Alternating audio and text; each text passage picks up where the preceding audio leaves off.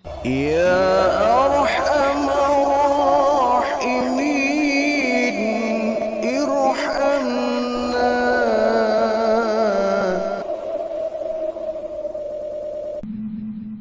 Ketergantungan kita kepada Allah Subhanahu wa taala, bahwa kita manusia membutuhkan Allah, maka kita dengan banyak berdoa kepada Allah. Doa artinya kita meminta kepada Allah. Orang yang banyak meminta kepada Allah artinya dia butuh kepada Allah.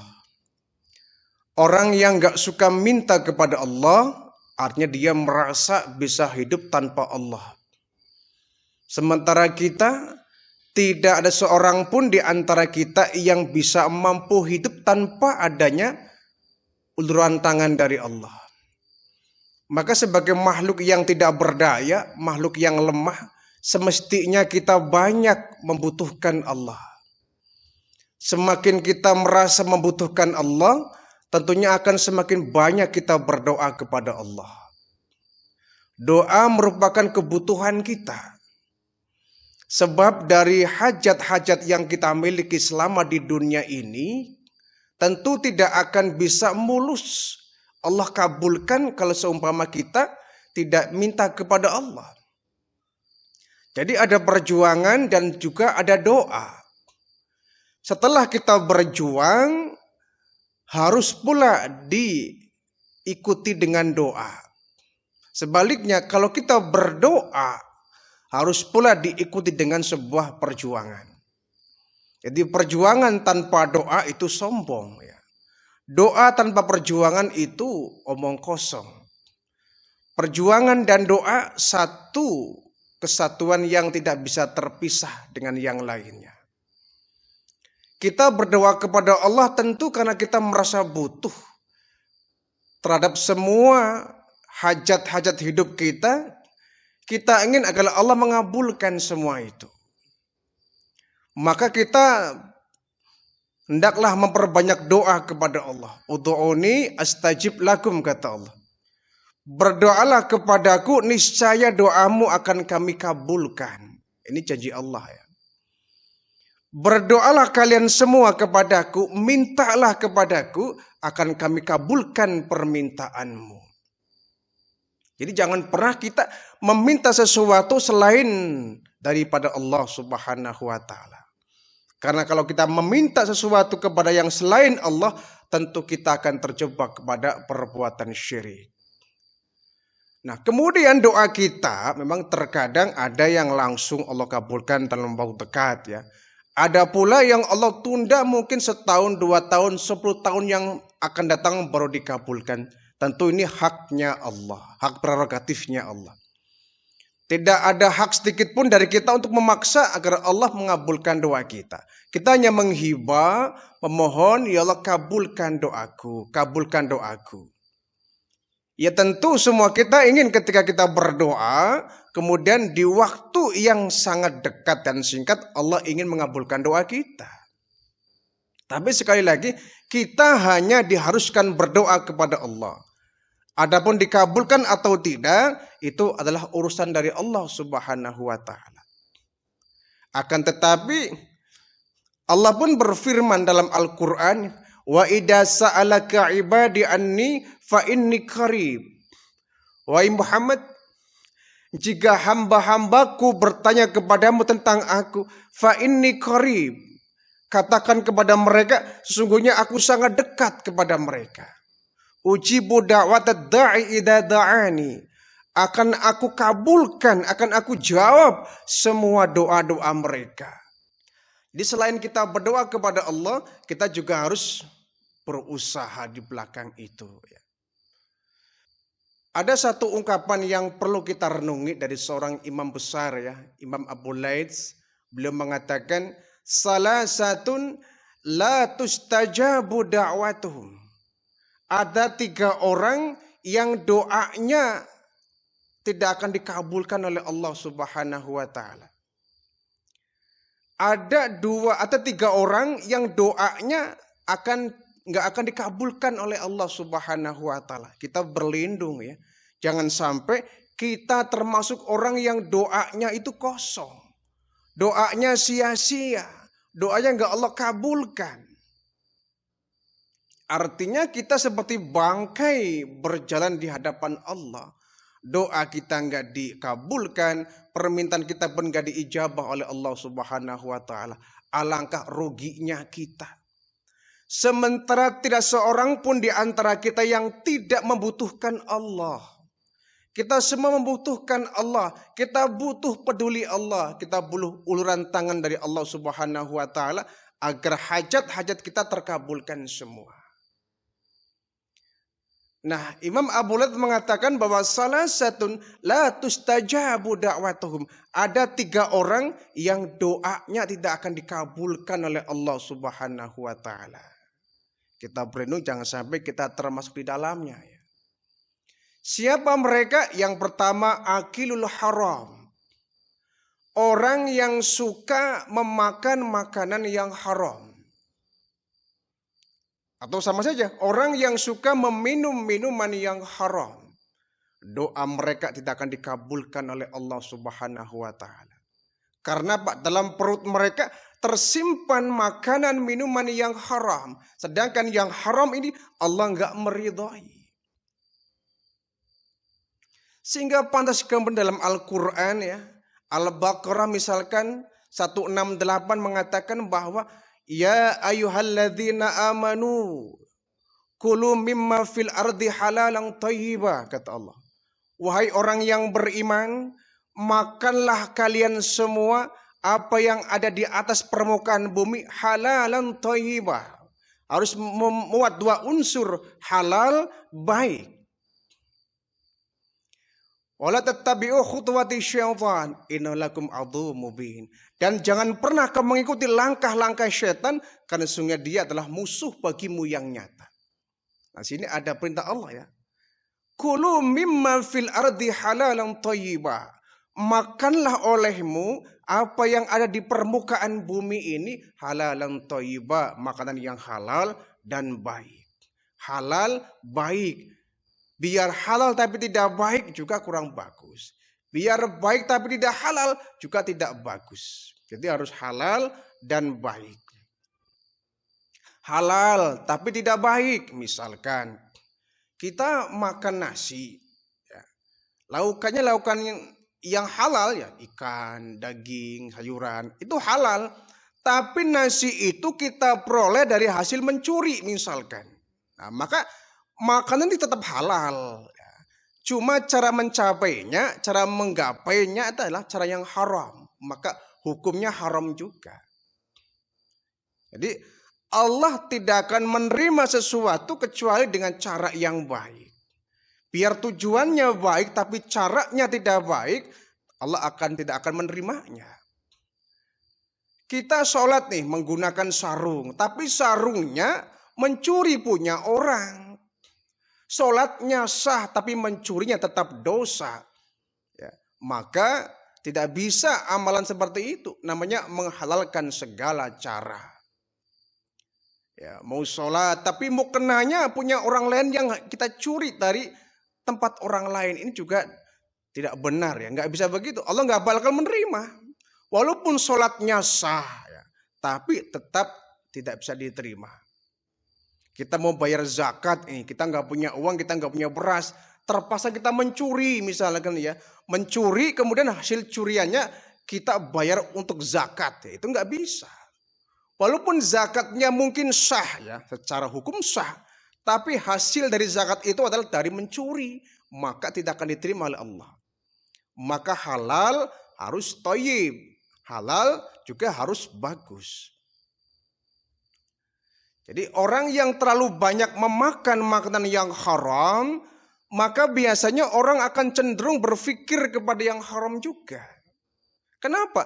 Makanan yang masuk dalam perut besarnya itu akan digiling, akan melahirkan energi, ya, menggerakkan sel-sel pembuluh saraf, maka orang cenderung akan menghasilkan pemikiran yang haram dari hasil makanan yang haram. Ya. Karena yang dimakan itu makanan yang haram, maka akan menghasilkan energi yang haram, menghasilkan pola pikir yang haram. Maka kalau orang yang sudah sering mabok misalnya, pasti yang ada di otaknya di otak-otak keharuman. Gak mungkin ada orang yang suka mabok, gemar mabok, mikirin pengajian, itu jarang ada. Jarang ada orang yang suka makan harta renten misalnya kan, dia mikirin majelis taklim, ya kayaknya jarang ya. Karena yang dimakan yang haram, maka akan menghasilkan pola pikir yang haram juga. Sehingga pantas kalau kemudian doanya nggak dikabulkan oleh Allah Subhanahu wa Ta'ala. Karena apa? Perutnya terdapat makanan yang haram. Sementara makanan yang haram adalah makanan yang tidak diridhoi oleh Allah Subhanahu wa Ta'ala. Kita oleh agama Islam ya dididik sedemikian rupa. Sudah dipilah ini loh yang halal, ini yang haram, ini yang baik, ini yang batil. Jangan sampai sudah dipilih, sudah dikasih tahu kita salah pilih. Ini kecenderungan orang ya, kadang-kadang itu. Masih banyak makanan yang halal, kenapa mencari yang haram? Masih banyak minuman yang halal, kenapa harus mencari minuman yang haram? Ini kan aneh. Kecuali yang halal sudah habis, yang haram sudah habis, yang minuman yang halal sudah habis, baru makan yang haram mungkin diperbolehkan, misalkan ya. Jadi gini, kita boleh memakan makanan yang haram, tapi dalam kondisi yang darurat itu boleh. Misalkan ya, kita di sebuah hutan tersesat, kemudian perbekalan kita habis, makanan kita habis, minuman kita habis, sama sekali habis, dan kita masih dalam tengah-tengah hutan ya, kita tersesat. Nggak ada yang kita makan. Akhirnya yang kita nemu itu yang kita makan. Misalkan saja kita makan daging babi di situ, yang semestinya haram, tidak benar dan tidak halal, tapi karena dalam darurat seperti itu boleh dimakan. Darurat. Sifatnya darurat. Atau misalkan ya, kita dijebak oleh teman kita ya, karena saking bercandanya. Kita disodorin minuman nih dalam sebuah gelas. Kita bilang ini apa? Ini air putih. Yang benar, iya air putih. Nah, dengan tidak tahunya kita, itu gelas kita minum isinya. Ternyata tidak tahu dalamnya adalah minuman keras. Ketika kita minum, mabuklah kita. Apakah berdosa? Insya Allah tidak. Karena apa? Kita minumnya bukan karena hawa nafsu kita. Bukan karena kita mengetahui kemudian nekat. Ya. Lain cerita kalau kita tahu bahwa itu minuman yang haram, ya, minuman keras, kita tahu tapi kita tetap memaksa untuk minum, itu yang dosa. Jadi Islam ini agama tegas tapi lentur ya. Tidak saklek. Tidak saklek. Pokoknya sengaja atau nggak sengaja kamu dosa. Tidak. Allah pun tahu. Ya.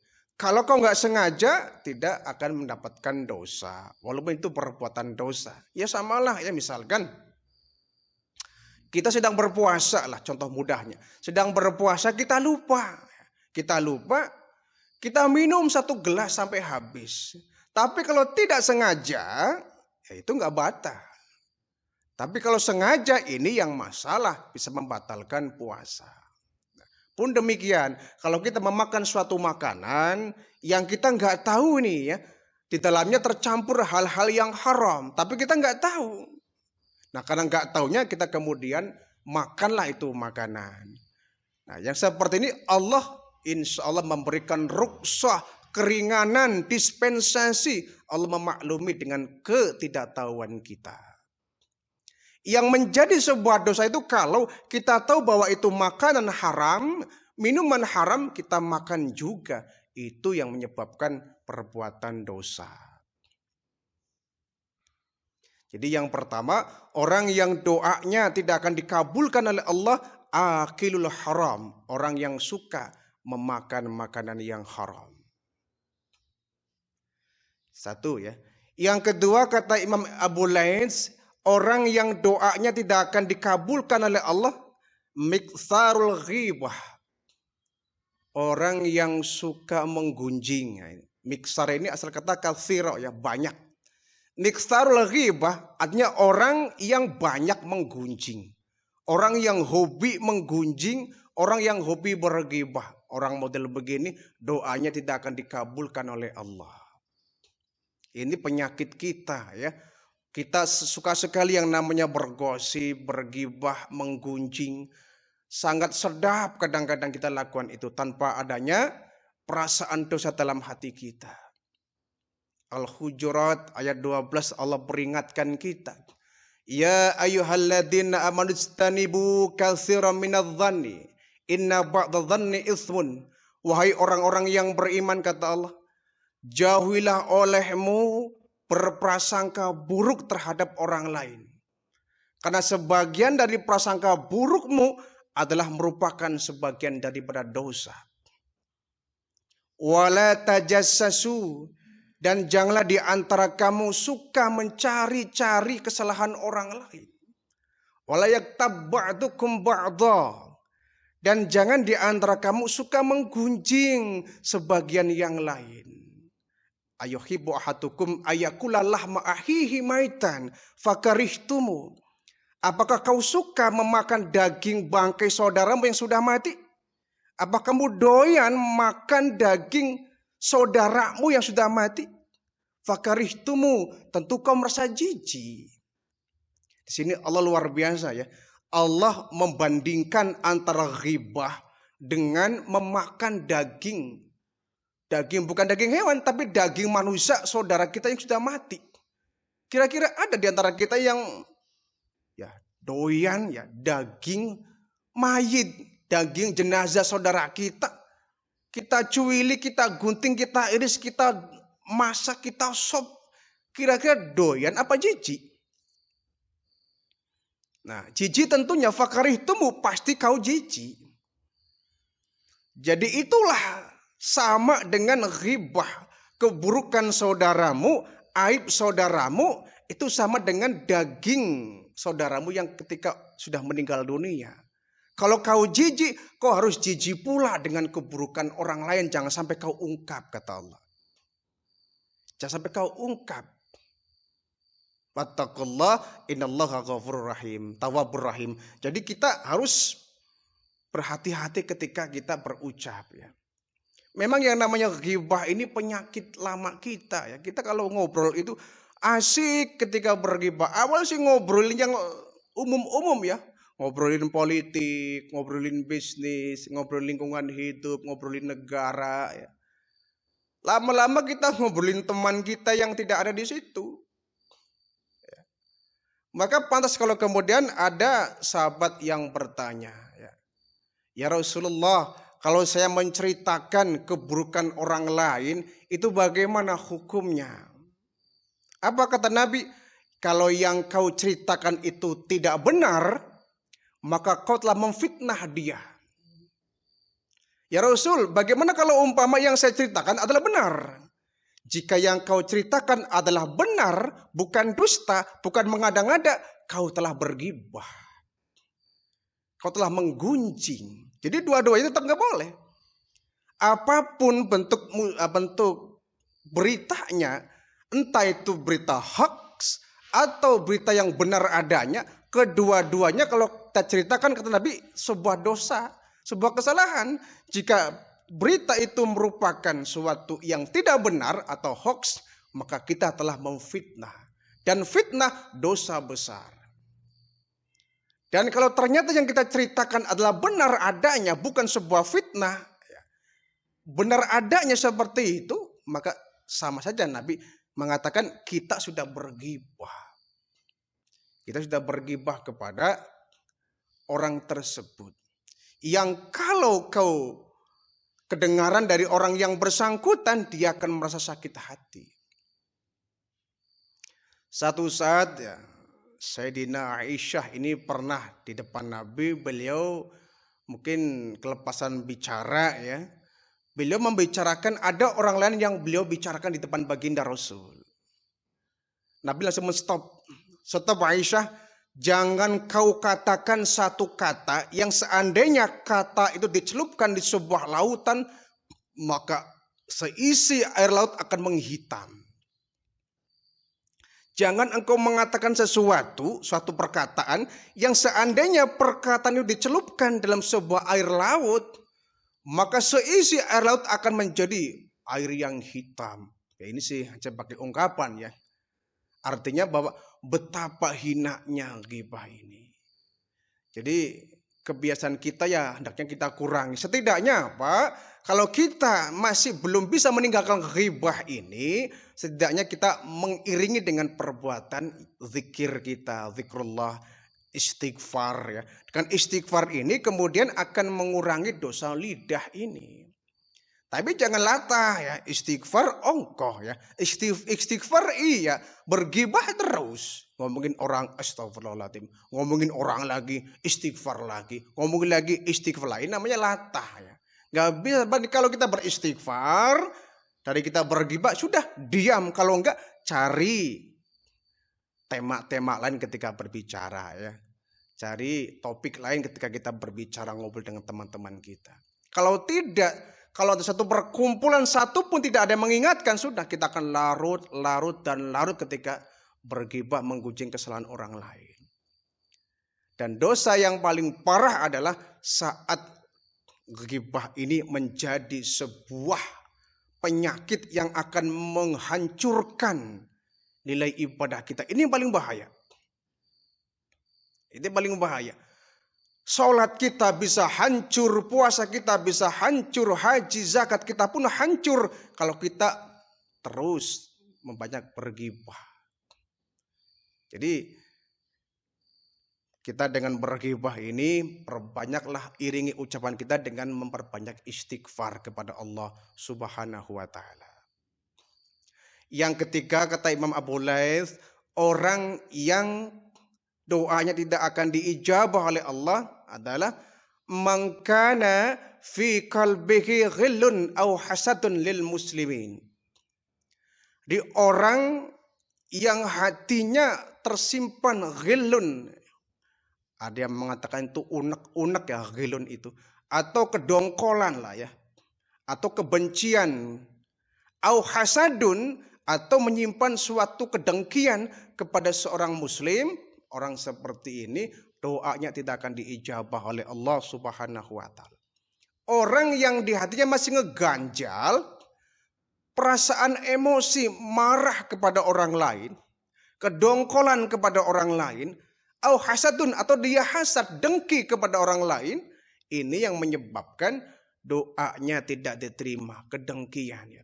Jadi ada iri, ada dengki. Kita sering mendengar ada iri dengki ya.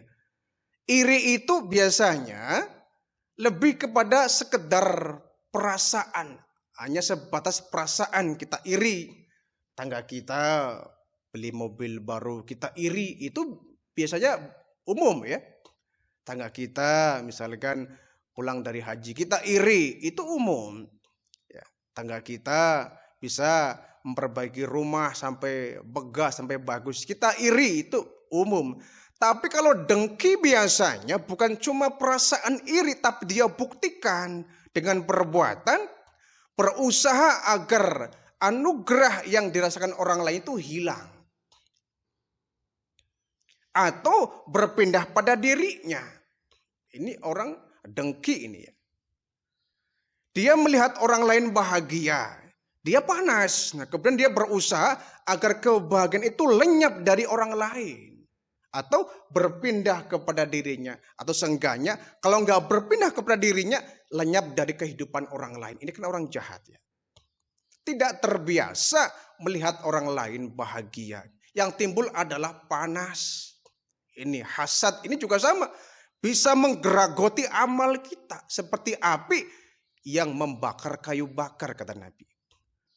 Api yang membakar kayu itu kan sangat cepat. Kreket-kreket, cepat habis.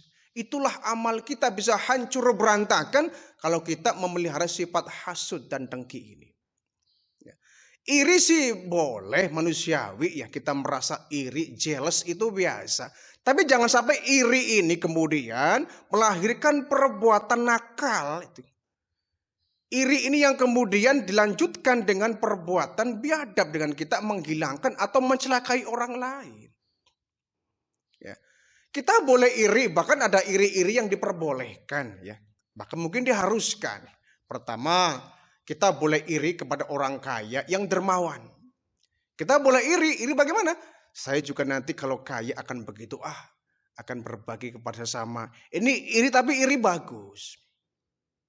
Atau kita iri kepada orang yang berilmu, yang menyebarkan ilmunya, kita boleh iri. Artinya nanti juga kalau saya punya ilmu, jadi orang pintar, saya juga akan berbagi ilmu. Ini boleh. Yang ketiga, kita boleh iri kepada orang yang ahli ibadah. Ini harus malah ya. Harus iri kepada orang yang ahli ibadah, sementara ibadah kita masih pas-pasan. Ketika ada orang yang tahajud, ya kita iri ya, kenapa dia bisa, saya nggak bisa gitu. Dia bersedekah, dia bisa kok, kenapa saya tidak itu. Dia bolak-balik rajin ke masjid, dia bisa kok, kenapa saya tidak gitu. Dia ahli puasa Senin Kemis kok, dia mampu kok, kenapa saya tidak. Nah, iri seperti ini malah bagus. Artinya apa? Membawa seorang kepada yang lebih baik. Tapi kalau irinya kepada duniawi ini yang terkadang mengarah kepada perbuatan hasud, perbuatan dengki. Tetangga punya motor, panaslah kita. Akhirnya apa? Orang lain kita dengkiin. Orang lain kita hasutin. Kamu tahu itu motor dari mana? Utang itu. Kredit itu. Nah, mau kredit mau enggak, apa urusan dengan kita? Apa dengan kita itu ya? Kok enggak suka banget dengan orang lain ketika dia mendapatkan kebahagiaan?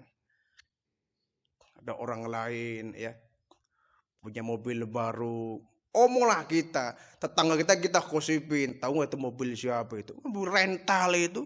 Kalau enggak paling-paling juga belinya kredit, ngutang. Nggak usah bangga dengan mobil ngutang lah. Orang lain kita gosok-gosokin supaya kemudian membenci dengan orang yang kita benci. Nah, ini yang sangat salah. Kalau seumpama kita membenci seseorang, kita nggak suka dengan seseorang, cukuplah hanya kita saja yang nggak suka kepada orang itu umpama ya. Jangan kemudian orang lain kita kompor-kompori agar nggak suka juga dengan orang yang tidak kita sukai. Ini kan biadab ya. Kalau kebetulan nih kita lagi nggak suka dengan orang lain, cukuplah kita yang merasakan. Orang lain kalau mau ingin tahu kita pangkas. Itu katanya kamu lagi ini ya, lagi marah. Oh enggak, saya bisa aja kok, silakan aja. Enggak apa-apa, enggak ada apa-apa kok. Begitu mestinya, jangan sampai ada orang nanya, kamu kayak lagi marah sama dia. Iya nih, dia begini-begini. Itu namanya memperpanjang urusan. Kalau kita gak suka kepada orang lain, biarlah itu yang kita rasakan secara pribadi. Jangan kemudian orang lain kita bawa-bawa, orang lain kita kompori, kita kipas-kipasi, agar nggak suka juga dengan orang yang tidak kita suka. Artinya orang lain yang semula nggak masih simpati dengan orang itu menjadi benci kepada orang yang kita benci. Ini kan dajjal ya. Jangan sampai kita ya berbagi dosa jamaah namanya itu. Dosa yang kita bagikan ke orang lain. Jangan sampai itu menyebabkan hancurnya ibadah kita, pahala yang sudah kita kumpulkan menjadi hancur, dan doa kita nggak diijabah oleh Allah.